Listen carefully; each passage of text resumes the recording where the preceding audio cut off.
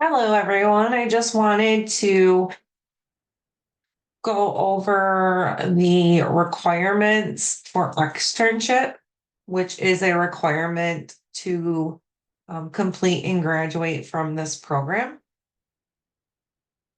This guide is going to be helpful for your successful externship and fulfillment of mandated accreditation requirements for your graduation. So what people remember is the beginning and the end, how we start and how we finish. Therefore, start fast and finish strong.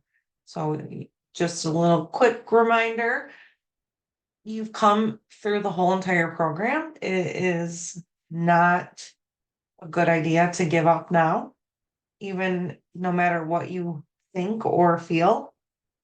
It's always good to finish something that you started. So with that being said, let's get into the junior meeting. So for eligibility to extern, you have to have academic clearance, which is a 2.0 GPA, and you must have completed and passed all 17 science interactive proficiencies. To complete them all, you must have all the experiments completed, pictures of the experiments, as well as all of the data tables completed, and generally should have 70% or higher.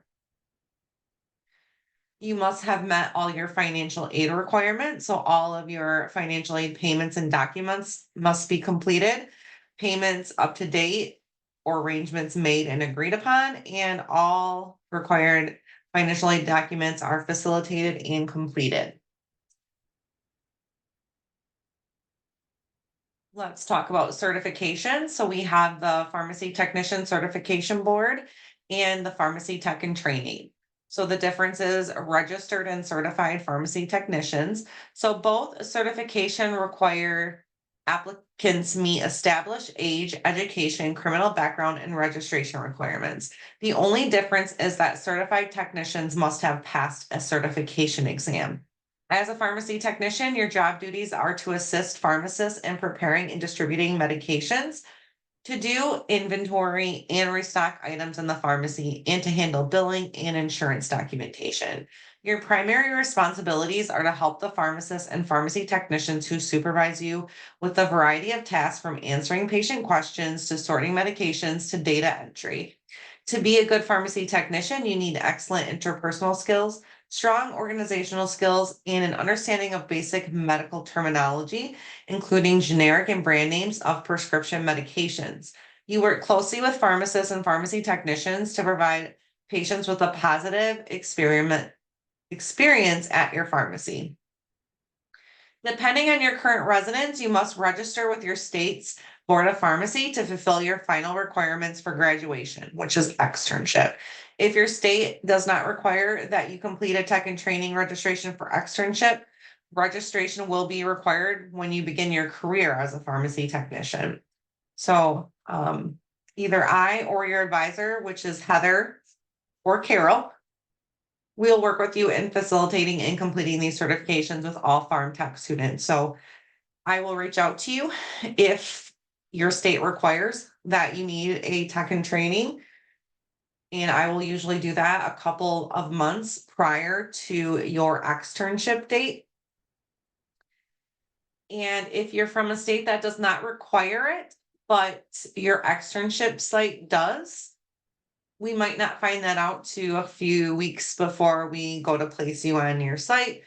And at that time, we will work with you to get that done as well.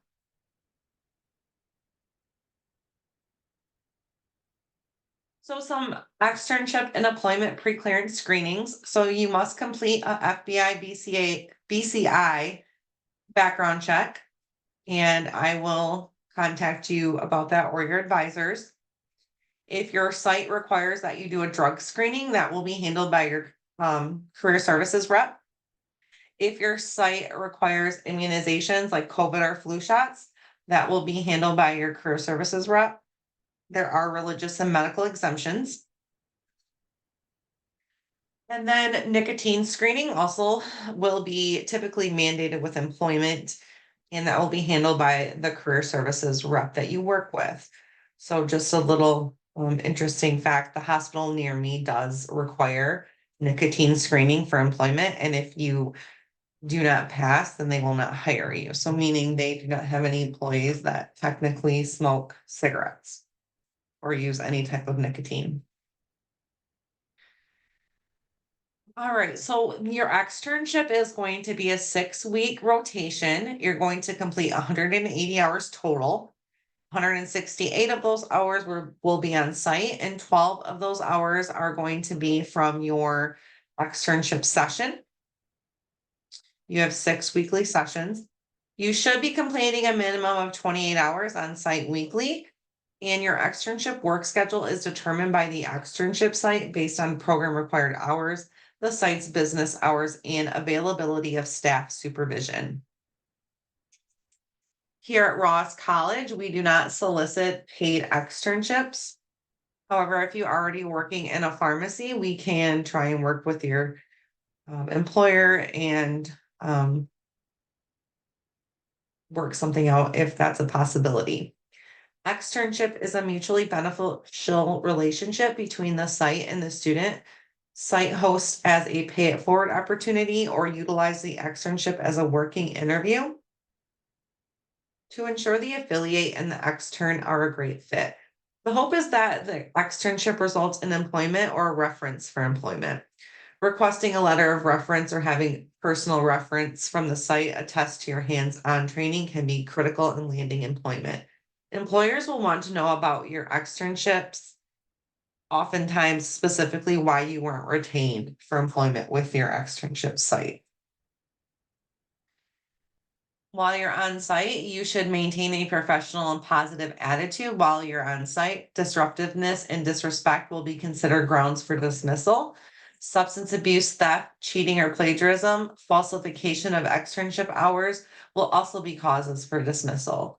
Students who disregard the rules and regulations of Ross or the externship site will be subject to disciplinary action, which may include a conduct warning or dismissal. The regional campus director makes all determinations regarding conduct dismissals. Students dismissed from the externship site will assume primary responsibility for obtaining an alternate approved externship location. During the hours that you're on site, you should not have your cell phone with you. They must be stored with personal belongings and turned off or on silent mode as to not disrupt the flow of the externship site. Usage is limited to before externship hours. During approved lunch breaks or other externship hours have ended. So just a little side note, you will see people in the pharmacy using their phone. However, they are employed by the pharmacy. You are not. So while you're on externship, you should not have your phone out. You should not even have it in your pocket. I get that, some people might have, kids or things that they might need to have their phone on for emergencies. If that's the case, make sure you clear that with your site supervisor and you have it on silent and you do not take it out unless it's an emergency. Oftentimes when I call and check up on you guys during your externship, that is the number one thing I hear. Oh, they're texting in the aisles. They're, doing this or that. You don't want to have that reported just because that would be a sad reason to not get the job. Keep in mind also, if you're using your phone during your lunch break, make sure that you are not having inappropriate conversations in the lunchroom with other employees. If you're going to have a heated conversation or talk about inappropriate things, you should definitely go to your car for your lunch break and use your phone. The dress code requirement for Ross students follows the protocol found in most medical facilities, including scrubs, OSHA-approved footwear, and overall professional appearance. In a post-pandemic era with rising cases of COVID again, externship students may be required to wear facial masks while on externship sites. This should be specific and addressed during your meet and greet with your site. Always be mindful of staff around you while you're on breaks, as I personally said. Um,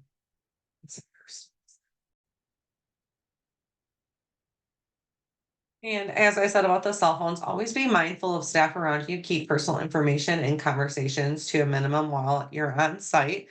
Your work schedule is established during your meet and greet. We do not dictate your work schedule, but we do mandate that you schedule a minimum of 28 hours a week on site.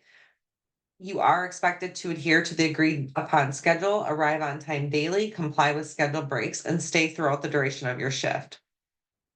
If a student needs to deviate from their scheduled shift, they are required to notify their career services rep and the site supervisor. So if you're unable to commit to 28 hours a week due to having a full-time job, kids, whatever, we still ask that you commit to at least 1 to 2 days that we know you will be on site. Your externship will be delayed a little bit, but we will work with you to get it done.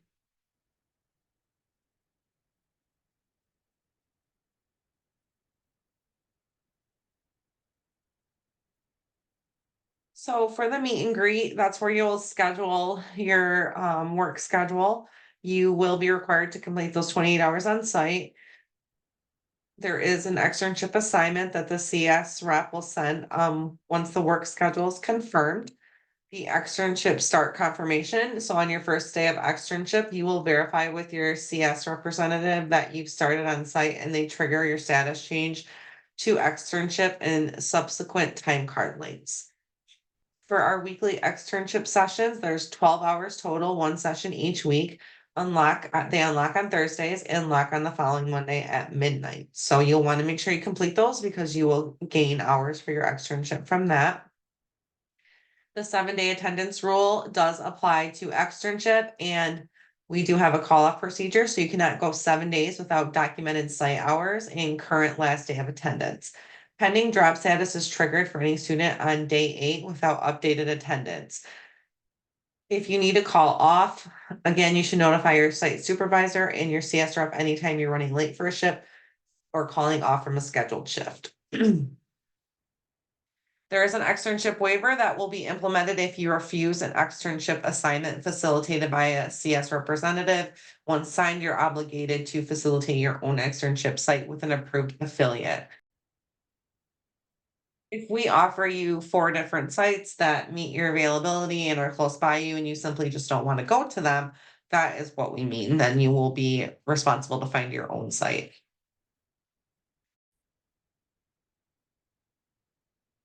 So your scrubs will be ordered by the online team prior to going out to your externship.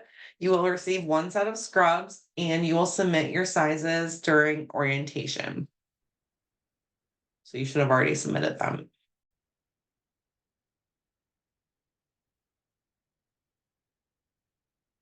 Avoid social media in the workplace. Make sure your accounts are private and know that what you do, say, and post, or even are tagged in can have detrimental effects to your professional career.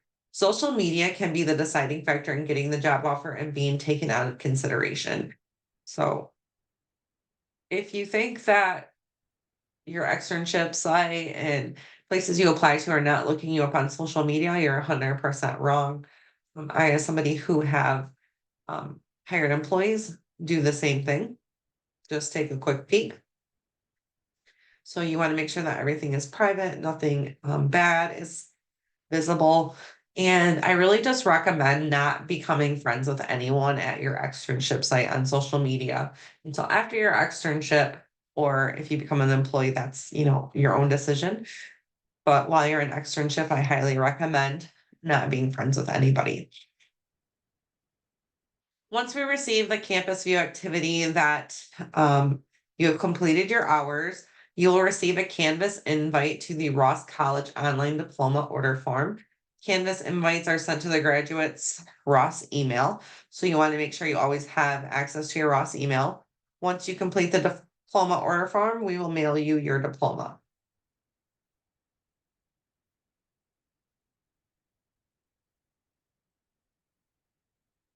And that is it. So if you have any other questions about the externship process, feel free to reach out to me or your advisors. The sooner you get a plan in place for your externship, the better it's going to be for you. Again, you don't want to do this whole entire program and then get to your externship and be like, well, it's not going to work with my schedule. That's a huge waste of your time, and we want to see you successful and gain a new career. So this is a definite important part of that.